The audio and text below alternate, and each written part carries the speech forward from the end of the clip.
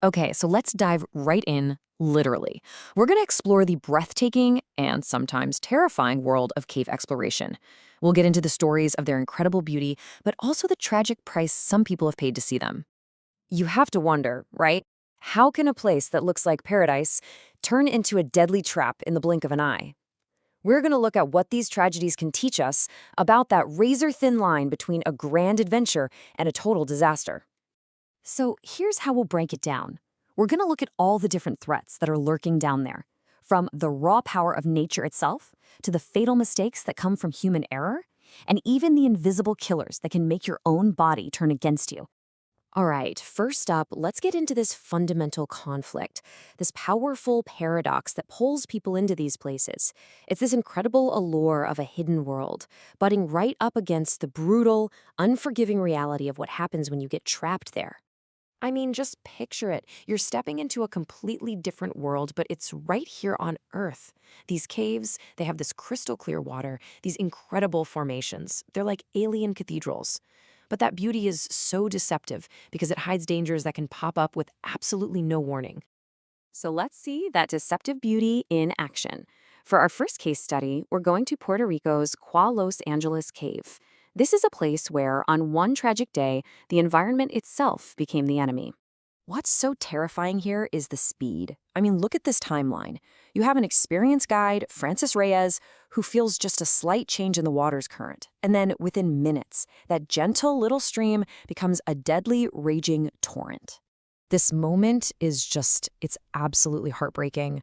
Reyes, with his last bit of strength, literally pushes a climber, Elba Vasquez Gonzalez, to safety, only to get swept away himself. She reaches for his hand, their fingers touch for just a second, and then the current pulls him away for good. It's a hero's sacrifice and just a brutal reminder of nature's power. You know, sometimes the danger isn't some huge external force like a flash flood. Sometimes it comes from a fatal miscalculation.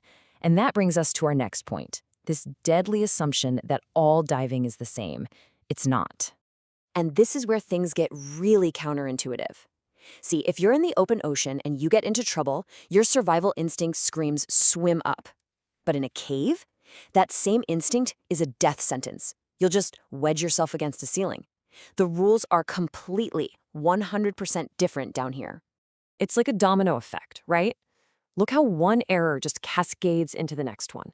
It all starts with a lack of the right training. That leads to a critical mistake, like losing your guideline.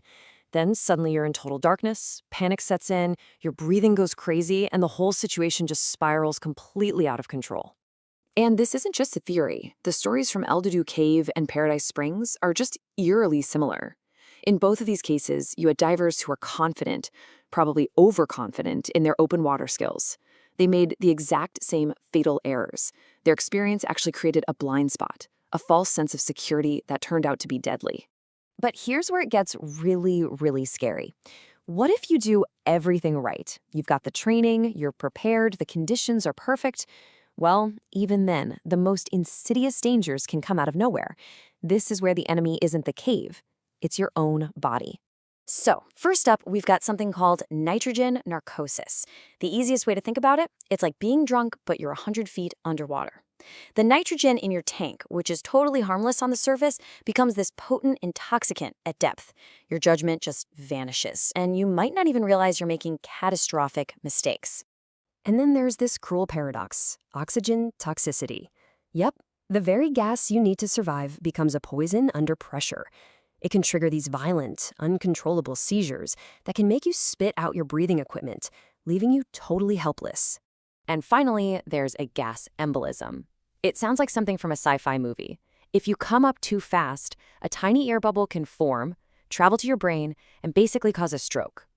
This can turn a perfectly rational diver into their own worst enemy, making them swim deeper into the darkness instead of towards the exit. And look, these are not hypothetical scenarios. Michael Spears, Eric Han, Martian K, these were all skilled divers, but their bodies turned on them. Narcosis made one swim the wrong way. Oxygen toxicity caused another to seize up. And a gas embolism made the third one literally trap himself. 3 different divers, 3 different caves, one tragic outcome. They were betrayed by their own biology.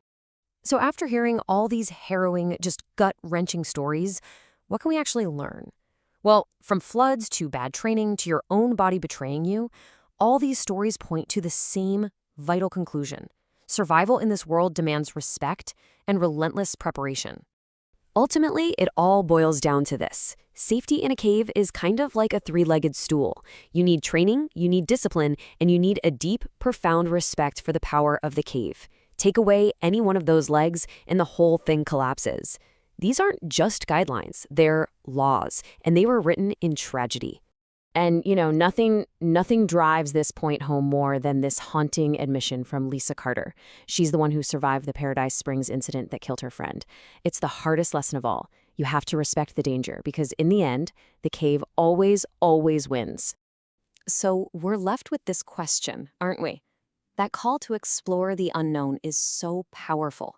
But when does being brave cross over into being reckless?